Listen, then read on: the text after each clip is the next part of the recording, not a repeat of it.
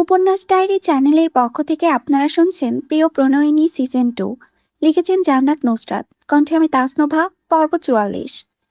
ঘড়ির কাঁটা শব্দ করে বেজে উঠে জানান দিল 3টা বেজে গিয়েছে। ঝিঝি পোকার ঝিঝি শব্দ ভেসে বেড়াচ্ছে চারিদিক হতে। রুমের সাদা রঙের পর্দা টাঙানো, তা বাহিরের মৃদু বাতাসে উঠছে। আরস একবার তাকালো বাহিরের অন্ধকারের দিকে। আকাশে তারাগুলো মিটিমিটি করে জ্বলছে। তারপর আবার তাকালো বিছানার দিকে। সেখানে নিশ্চিন্তে শুয়ে ঘুমে দিচ্ছে নুসরাত। আকাশের আজ আর রাতে ঘুম হবে না, মনের ভেতরে চলা দোদুল্যমান অনুভূতির জন্য। সে এক পা দুপা করে আগালো বিছানার দিকে, যেখানে নুসরাত শুয়ে আছে। হাঁটু গেড়ে বসলো তার শিওরে। হাত বাড়িয়ে ছুঁয়ে দিল কপালের পড়ে যাওয়া অংশ। অনিমেষ নেত্রে চেয়ে থাকলো অস্পষ্ট স্বরে ডেকে উঠল, নুসরাত নাসির, নুসরাত নাসির, আমার নুসরাত নাসির। নুসরাত ঘুমের মধ্যেই জবাব দিল হুম করে। নড়ে চড়ে আবারে তলিয়ে গেল গভীর ঘুমে। ধীরে ধীরে আরশের আঙ্গুল স্পর্শ করলো তার নাকে। নাকে পড়ে রাখা রিংটায় হাত বোলালো। হাত স্থির রইল না সেখানে। ধীরে ধীরে হাতের আঙ্গুলে তার পুরো মুখটা অন্বেষণ করলো। গালের এক পাশে হাত ঠেকাতেই নুসরাত একদম পাশ ঘেঁষে শুল। আরশকে কণ্ঠস্বর খাদে নামিয়ে বিড়বিড় করতে শোনা গেল, যা রাতের অন্ধকারে মিলিয়ে গেল অনায়াসে। আমি তো আশায় ছেড়ে দিয়েছিলাম তোকে আবার পাবো। এটা কি আমার ভাগ্য, নাকি অন্য কিছু? আমি নিজের খুশি জাহির করব কিভাবে? খোদার এই বিশেষ রহমতের জন্য আমার শুকরিয়া আদায় করা উচিত না? আমি কিভাবে শুকরিয়া আদায় করব বল? আমি আমার চোখ, আমার হৃদয়, আমার অস্তিত্বকে এখনো বিশ্বাস করতে পারি না। তুই এখন আমার নুসরাত নাসির, এখন আমার সম্পূর্ণ। সে এসেছে আমার ঘরে। খোদার একই কুদরত। এই রাত খালি রাস্তায় দৌড়াচ্ছে। তার সাথে যোগ দিয়েছে আহান। নাসির মঞ্চল থেকে বের হতেই দেখা দিয়েছে তাদের। আহানের গায়ে সাধারণত স্যান্ডো গেঞ্জি, কানে ইয়ারপড, পায়ে স্লিপার। চুলগুলো সামান্য বাতাসে উঠছে। ফর্সা চেহারায় শীতের প্রকোপে লালাভ বর্ণ ধারণ করেছে। ইসরাত আহানের দিকে তাকিয়ে জিজ্ঞেস করলো, আমিরের অবস্থা কি? গতকাল রাতে বমি করে তো ভাসিয়ে দিচ্ছিল। আহান ইসরাতের সাথে পা চালাতে ব্যস্ত। তার কথায় কৃপা বাঁকিয়ে তাকালো। বলল, এ বাড়ি থেকে আসার পর অবস্থা নাজুক ছিল। তারপর বাথরুমে আমাকে দেখে এমনভাবে জ্ঞান হারালো যেন আমি ওকে খাঁচা কাছে খেয়ে ফেলবো। কথা নেই বাচ্চারা নেই, ধুম করে হুঁশারিয়ে ফেলেছে। কি এমন হয়েছিল এত ভয় পেয়েছে? আমাকে দেখে তো এত ভয় পেয়েছে বলে আমার মনে হয়নি। এখানে অন্য কোনো কারণ আছে। আপু, ও বাড়িতে কি হয়েছিল রাতে? ইস্টা চিপ দিয়ে ঠোঁট ভিজিয়ে নিল। আহানের প্রশ্নের উত্তর দিয়ে একটু রয়ে শোয়ে একটা কথা শেষ করা হওয়ার পর সে জিজ্ঞেস করলো, বুঝেছিস? আহান প্রশ্নের উত্তরে বোঝার মতো করে মাথা দোলালো। তারপর দুজনে ব্যস্ত হলো সামনের দিকে অগ্রসর হতে। মৃদু বাতাস এসে ধাক্কা খেলো দুজনের গায়ে। আহান প্রশ্ন করলো, তোমার আর বড় ভাইয়ের মধ্যে কিছু হয়েছে? ইজরাত এমনভাবে দৃষ্টিপাত করলো, আহানকে আর তার দৃষ্টি সরিয়ে নিতে দূরে হলো। সাফাই গিয়ে বলল, তেমন কিছু না, শুধু জানতে চাচ্ছি। আমার কেন জানি অনুভূতি হয়েছে তোমাদের মধ্যে কিছু একটা ঠিক নেই। মেয়েটার কথায় উত্তর দিল না। আহান আবারও জিজ্ঞেস করলো, তুমি কি ভাইয়ার সাথে ফ্রান্স চলে যাবে? না। ভাইয়া যে বললো। ইসরাত অবাক হলো সামান্য। জিজ্ঞেস করলো, কখন বলেছে? ওই তো সেই দিন শহরের নামাজ পড়ে বের হওয়ার পর নিজামুদ্দিন জিজ্ঞেস করেছিল, এবার কি তোমাকে সাথে নিয়ে যাবে? তো তখন তিনি বললেন, উনি বললেই কি আমি যাব? তার মানে তুমি যাচ্ছ না? না। আহানের খুশির জোয়ার উঠল যেন। আবারও কি একটা জিজ্ঞেস করে ভেবে হাসি পেল। ইসরাত তা দেখে জিজ্ঞেস করলো, মন খারাপ কেন আবার? কি হয়েছে? তুমি না গেলেও ছোট আপু চলে যাবে। ভাইয়া এখানে রেখে যাবে বলে মনে হয় না। সেটা আমি বলতে পারছি না, হয়তো নুসরাত যেতে পারি। আহান চিত্তে ঠোঁট ভিজিয়ে নিল। বলল, আপু, একটা প্রশ্নের উত্তর দাও। তুমি কি জানো? কি? কোনো শহরের মানুষ থেকে সব ফ্যাশনেবল। ইসরাত পুরো কুচি করে উত্তর দিল, প্যারিসের। আহানের চোখ মুখ বিস্ময়। সে শুধালো, তুমি জানো এটা? এটা কে না জানে? তাদের কথার মধ্যেই পাশ ঘেঁষে এসে দাঁড়ালো ইরহাম। ইসরাত আর আহান দৌড়ে থামিয়ে তখন হাঁটছিল। ইরহামের দিকে তাকাতেই দেখা গেল তাদেরকে কাটিয়ে একজন চলে গেল। আহান, ইসরাত, ইরহাম তার পরনের অদ্ভুত কাপড়ের দিকে একবার তাকালো। এই শীতের মধ্যে 3 কোয়ার্টার প্যান্ট পরেছে, উপরে ওভারসাইজ হুডি, পায়ে বুট হিল। হুডির গায়ে বড় বড় অক্ষরে লেখা ক্যালভিন ক্লাইন। তাদের তাকানোর ভেতরে সে আবারও ফিরে এসে দাঁড়ালো তাদের মধ্যে। ইরহাম নুসরাতের দিকে তাকিয়ে শুধালো, আমি ভাবছি এ আবার কোন ছাপড়ি আমাদের সোসাইটিতে এসে উপস্থিত হয়েছে। পরে দেখি এ তো তুই। আশ্চর্য, নুসরাত তুই ছাপড়ি স্টাইলে কেন বের করেছিস? নুসরাত ইরহামের দিকে তাকিয়ে দাঁত খিচিয়ে যেন এক্ষুনি কয়েকটা বসিয়ে দেবে। ইরহাম মুখ বন্ধ করলো না। সে বলতেই থাকলো, মানে শুটির সাথে এমন ছোট প্যান্ট পরে? তুই তো দেখি কাপড়ের অভাবে আছিস। গরিবস বল, কাপড়ের প্রয়োজন আছে। ভাইকে বলি এখন এনে দিব। ইরহামের কথায় গা করল না নুসরাত, হাঁটা ধরল সামনে। ইসরাত হাসতে ক্ষীণা স্বরে। ইরহাম নুসরাতের পিছু ধরল, বলল, লজ্জা পাস না, বুঝতেই তো পারছি দুর্ভোগে আছিস। ছোট বোন হিসেবে কিছু কাপড় কিনে দিব, কসম, ফুটপাত থেকে। নুসরাত দাঁড়ালো, সাথে করে দাঁড়ালো ইরহাম। সে সতর্ক করলো, আমাকে নিয়ে মজা উড়াবি না ইরহাম, জুতো দিয়ে পেটাবো। ইরহাম মুখ এমন ভাব করলো নুসরাত যেন হাসি কিছু বলছে। হো হো করে হেসে জড়িয়ে উড়িয়ে দিল তার কথা, রসে রসে আলাপ পারল। কিরে, গলায় খালি স্ট্যাম্প মেরেছিস? ছোট ভাইয়া মেরেছে? আহান আগ্রহ নিয়ে এগিয়ে আসলো নুসরাতের দিকে, একদম ঝুঁকে পড়লো দেখার জন্য। বাঁকানো গ্রীবা ধরে স্টার টেনে সোজা বানালো। নুসরাত খ্যাত করে উঠল, আরে স্ট্যাম্প দেখার এত শখ কেন? যা গিয়ে আমিরার গায়ে স্ট্যাম্প মার, পরে মন ভরে আমিরার গায়ে স্ট্যাম্প দেখিস। আহান চোখ ছোট করে মুখ কুচকে অন্যদিকে তাকালো, শুধালো, তোমাদের দুজনের মধ্যে কিছু আটকায় না? একসাথে উত্তর আসলো দুজনের কাছ থেকে, না। ইসরাত এদের আগে ভাগে হাঁটা শুরু করলো, কখন না জানে তার পেছনে পড়ে যায়। যেতে যেতে বিড়বিড় করলো, বেফাস এক একটা। তার পালানো আর হয়ে উঠল না। তিনটেই এখন একসাথে মশার মতো ভনভন করতে করতে তার দিকে এগিয়ে এসেছে। নুসরাত এসে গা ধাক্কা দিয়ে শুধালো, কবে সুখবর পাচ্ছি? ইসরাতের প্রশ্ন, কিসের? আহান হাত সামনে এনে দেখালো। ইসরাত ভ্রু কুচকালো। তাকে এমনভাবে তাকাতে দেখে নুসরাত বলল, বোনের মেয়ে কি হয় রে ইরহাম? ইরহাম কথা শেষ করে দিল। বোনজি, এই সুখবর কবে পাবো? ইসরাত মুখ ফিরিয়ে নিল, বলল, বাদ দে ওসব কথা। আহান বলল, বাদ দেবো কেন? ইম্পর্ট্যান্ট একটা আলোচনা, বাদ দেওয়া যায় কি? ইরহাম দুপাশে মাথা দোলালো। তারপর শুরু হলো সবার চাপাচাপি। তাদের চাপাচাপি আচানক থেমে গেল। সবাই সুরসুর করে সরে পড়ল ইসরাতকে রেখে ওখান থেকে। মেয়েটা বুঝতে পারল না কেন সবাই আগে ভাগে তাকে রেখে চলে যাচ্ছেন। তাই ঘাড় ঘুরিয়ে পেছনে তাকালো। আর তখনই চোখাচোখি হলো জাইনির সাথে। তার গায়ে জড়ানো লোয়ার নেক স্লিপলেস ট্যাঙ্ক টপ, তার ওপরে ওভারসাইজ হুডি, কালো রঙের। ইসরাতের দৃষ্টি কয়েক সেকেন্ডের জন্য সামনের ব্যক্তির ওপরে ধমকালেও নিমিষেই তা সরিয়ে নিল সে। হাঁটা শুরু করলো। সেকেন্ড কয়েক অতিবাহিত হতেই তার পাশকে এসে দাঁড়ালো জাইন, চোখ দুটো সামনেই স্থির। শুধালো, সিদ্ধান্ত কি নিয়েছেন? ইসরাত কথার উত্তর দিল না, হয়তো প্রয়োজন বোধ করলো না। জাইন কয়েক পল অপেক্ষা করলো, আবারও শুধালো, সিদ্ধান্ত কি নিয়েছেন বলুন? মাথা ঘুরিয়ে মেয়েটা তাকালো জাইনের দিকে, বলল, আপনি জানেন আমার সিদ্ধান্ত? না, জানি না, আপনার মুখ থেকে শুনতে চাচ্ছি, বলুন কি সিদ্ধান্ত নিয়েছেন? পায়ের গতি বাড়ালো ইসরাত, তার সাথে তাল মিলিয়ে জাইনও বড় বড় পা ফেললো, বলল, কি মনে করেছেন এভাবে পালালে আমার থেকে বেঁচে যাবেন? উত্তর দিন, আমার উত্তর চাই। ইসরাত হঠাৎ থেমে গেল, মাথা তুলে তাকালো জাইনের চোখের দিকে, বলল, আপনার উত্তর চাই? হুম। তাহলে শুনুন উত্তর, আমি আপনার সাথে কোথাও যেতে চাই না, এমনকি এই বৈবাহিক সম্পর্ক রাখতে চাই না। হয়েছে উত্তর? জাইন তাচ্ছিল্য করে হেসে ফেলল। তার হাসির শব্দ প্রতিধ্বনিত হলো, তা আবার ফিরে আসলো। ইসরাতের দিকে তাকিয়ে ভ্রুকুটি করে বলল, এত সহজে বৈবাহিক সম্পর্ক নষ্ট করে দেবেন? হ্যাঁ দেব। কিভাবে শুনি? যেভাবে এই 5 বছরে আপনার থেকে দূরত্ব বজায় রেখেছিলাম। জায়ান জিভ দিয়ে ঠোঁট ভিজিয়ে নিল, ঠোঁটের কোণে তীর্যক হাসি। ইসরাত তা দেখল, খুবই স্পষ্টভাবে দেখল। আঙ্গুল দিয়ে যেন জায়ানের শ্লেষ মিশ্রিত হাসিটা কে কেউ বারবার দেখিয়ে দিল। তোমার কি মনে হয় ইসরাত, তুমি চেয়েছো বলে এই 5 বছর আমার থেকে দূরে রাখতে পেরেছো? ইসরাত অবাক হয়ে তাকানোর মধ্যেই জায়ান ঝুঁকে এলো তার দিকে, গলা খাতে নামিয়ে হিসেসে আওড়ালো, সরি টু সে ইসরাত, তোমার ধারণা পুরোপুরি শেষ। তুমি চেয়েছো বলে এই দূরত্ব তৈরি হয়নি, আমি চেয়েছি বলে এই দূরত্বের সৃষ্টি হয়েছে। ইসরাত হাসলো একপাশে, বলল, যান ধরে নিলাম আপনি চেয়েছেন বলে এই দূরত্ব সৃষ্টি, কিন্তু এখন কিভাবে এই দূরত্ব গোছাবেন? দূরত্ব কমাবো আমি, তোমাকে একথা কে বলেছে? তাহলে আপনি তা করবেন না, আমাকে ছেড়ে দিচ্ছেন? প্রশ্নাত্মক কণ্ঠ ইসরাতের। জাইনের একদম কণ্ঠস্বর আরো ঝুঁকলো। সে ঝুঁকে আসলো একদম কানের সান্নিধ্যে, বলল, ইসরাত, আমার বোকা ইসরাত, তুমি আসলেই বোকা। তোমার কি মনে হয় আমি তোমাকে ছেড়ে দেব? ইসরাতের চেহারার রং পাল্টালো, সেখানে প্রশ্নটা ভিড় জমিয়েছে। বলল, আমাকে ম্যানিপুলেট করছেন? ম্যানিপুলেট করলে এতক্ষণে তুমি আমার সাথে দেই দেই করে নাচতে নাচতে ফ্রান্সে চলে যেতে। ইসরাত বুক মিলিয়ে নিতে চাইলো। জায়ান তার চিবুক চেপে ধরে নিজের দিকে ফিরিয়ে আনলো, বলল, জানতে চাইবে না কিভাবে আবার নিজে করব? না। শোনো, শুনলে তোমার গায়ে লোম অব্দি কেঁপে উঠবে। শোনবার প্রয়োজন বোধ করছি না, আপনার যা ইচ্ছে করুন। জায়ান হেসে উঠল অশরীরীর মতো। ইসরাতের মুখের সান্নিধ্যে বলল, তোমার কি মনে হয় আমি অনেক ভালো ইসরাত? উহুম, এই ভাবনা মনের কোণে একটুও রাখবে না। আমি মোটেও ভালো না। নিজের জিনিস নিজে করে নেওয়ার জন্য যতটা নিচে নামা যায় আমি ততটা নিচে নামি। তাহলে এতদিনে ভালো মানুষের মুখোশ পড়েছিলেন? হুম, আমি শুধু আমার দিকটা তোমাকে দেখিয়েছি, পুরোটা দেখাইনি। তুমি তো দেখতে চাওনি, শুধু একটা দিক।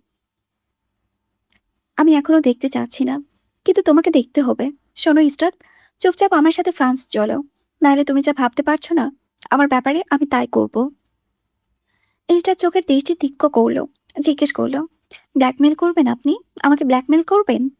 ইসরাতের অবিশ্বাস্য কণ্ঠস্বর, অবিশ্বাসে ভরা পুরো দৃষ্টি।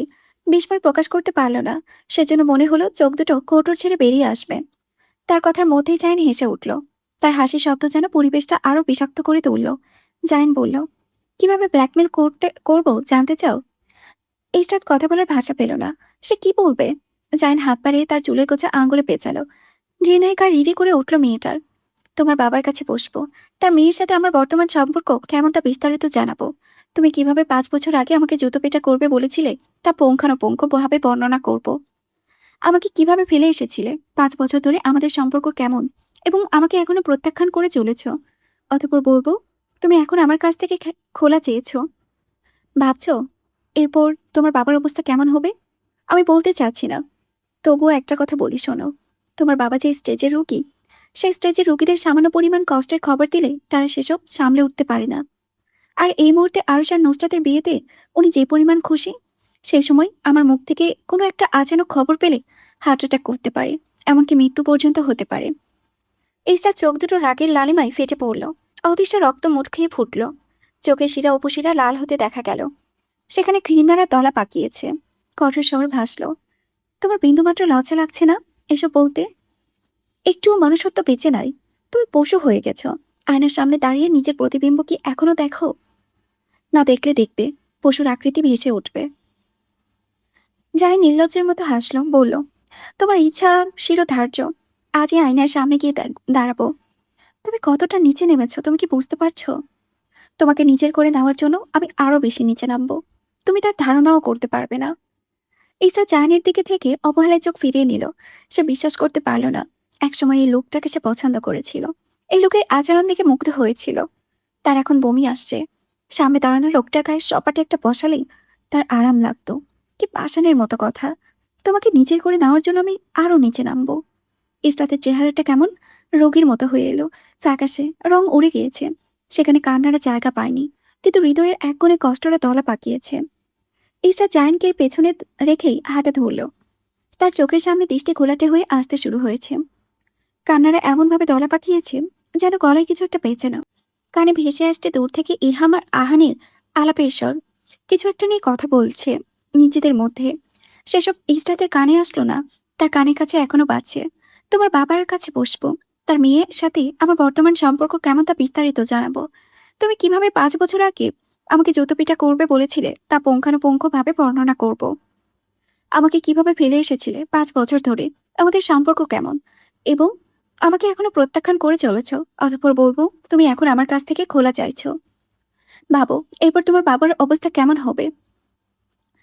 ইসরাত যতক্ষণে এসে দাঁড়ালো নুসরাতের সামনে, ততক্ষণে সে বুঝে ফেলল কি একটা হয়েছে ওখানে। দূর থেকে তীক্ষ্ণ চোখে চেয়ে থাকলো জাহানের দিকে। তার তাকানোর ভেতরে ইসরাত বলে বসলো, বাসায় ফিরে চল, শরীর ভালো লাগছে না। সকালে নাস্তা করার জন্য সবাই বসেছে চেয়ারে। খাবার খাওয়ার পাশাপাশি সবাই কিছু না কিছু আলোচনা করছে। আমরা এক কোণে জড়সড় হয়ে বসা। ইসরাতের অবস্থা খুব একটা সুবিধার না। জায়ান কথা বলা শুরু করলো, গলা খাকারি দিয়ে। কিছু বলার ছিল। সবাই একসাথে তাকালো জায়ানের পানে। হেলাল সাহেব বললেন, হ্যাঁ বলো। ও মাসের শেষে তোমাদের ফ্রান্স ফিরে যেতে হবে। টিকিটের তারিখ 28। জায়ানের কথাই লিপি বেগম মনক্ষুণ্ণ হলো। তিনি হয়তো দীর্ঘদিন থাকতে চেয়েছিলেন, তাই বললেন, এত তাড়াতাড়ি ফিরে যাব? জায়ানের স্বাভাবিক স্বর, হ্যাঁ, আমার অনেক কাজ পড়ে আছে, সেগুলো গিয়ে কমপ্লিট করতে হবে। নাসির সাহেব বললেন, বড় ভাই থাকতেই চাইলে ডেট বাড়িয়ে ফেলুন। হেলাল সাহেব বললেন, না থাক, সেই তো যেতেই হবে। আজ আর যাই আর কাল যাই, থাকুক ওই ডেট। জায়ান কিছু মনে পড়ার ভঙ্গিতে বলল, ও হ্যাঁ, ইসরাত ও এবার আমাদের সাথে যাচ্ছে, ওর সব ব্যবস্থা করে ফেলেছি। হেলাল সাহেব ইসরাতের পানে তাকালেন। সে অন্যমনস্কভাবে খাবার খাচ্ছে, যেন এই ভুবনে নেই, ডুবে আছে অন্য চিন্তায়। ডাক দিলেন, ইসরাত। ইসরাত তাকালো না। সৌরভী হাত দিয়ে খোঁচা দিতেই সে নড়ে উঠল। কেঁপে উঠে হেলাল সাহেবের দিকে তাকালো। ভদ্রলোক শুধালেন, শরীর খারাপ তোর? সে দুপাশে মাথা তুলালো, কিন্তু তার ভঙ্গিমা দেখেই যে কেউ ভাববে সে অসুস্থ। হেলাল সাহেব জানতে চাইলেন, আমাদের সাথে ফ্রান্সে যেতে তোর কোনো আপত্তি আছে? ইসরাত একবার জায়ানের চোখের দিকে তাকালো। তার দিকেই তাকিয়েছিল ওই লোকটা, তাই ঝটপট চোখ সরিয়ে নিল। শান্ত স্বরে বলল, জি না। নাসির সাহেবের মুখ বিদ্বেষে ফুটে উঠলেও কোনো কথা বললেন না। আরও সেবার বলল, সবে বুঝলাম, কিন্তু নুসরাতকে রেখে চলে যাব কি? এত তাড়াতাড়ি সব হবে কিভাবে? জাইন বলল, এই কয়েকদিনের ভেতরে তো হলে ভালো, না হলে ওখানে গিয়ে চেষ্টা করবি।